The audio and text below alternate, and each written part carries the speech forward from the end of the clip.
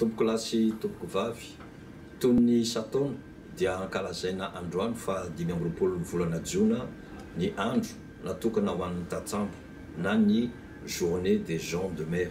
Folo taona anio no nankalazany izany andro izany manerana ireo firenena mikambana eo anivon'ny Organisation Maritime Internationale na OMI mba hanomezana fakasitrahana manokana ny tatsambo sy ny asa antsambo.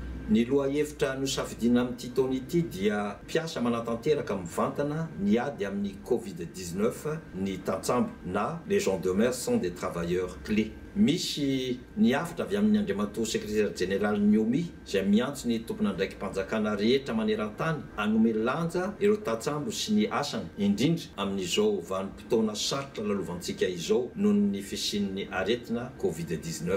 Mahery fon'ny toe-karena eran-tany ny tatsambo hoy ny OMI satria dia mitohy hatrany ny fivezivezen'ny sambom-barotra. Noho ny fisian'ireo fepetra entra raisin'ny firenena tsirairay ary entina hiadina amin'ny Covid-19 dia maro amin'ireo tatsambo no tsy afaka akory midina an-tanety any amin'izay firenena iantson'ny izy ireo ary tsy afaka miverina an-tanindrazana ihany koa hamonjy ny fianakaviany noho ny tsy fisian'ny tatsambo andimby azy ireo.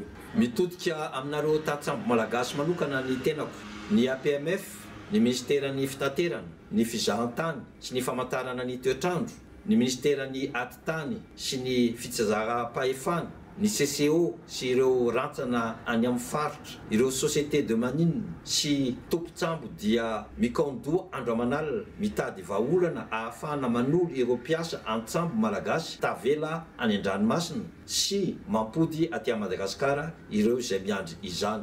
Efa misy ny lamina mipetraka ahafahana manolo ireo mpiasa amin'ny sambo mpanjony lehibe izay afaka manatona ny faritra ny seranana azo antoka eto Madagasikara ary afaka manao fangatahana amin'ny APMF ihany koa ny mpampiasa voakasiky izany. Tsy ho ela dia ho azo atao ny hanolo ireo tatsambo malagasy miasa any anaty sambo any andafin'ny rika sy ny ampody an-tanindrazana ireo izay mihipoka any ivelany.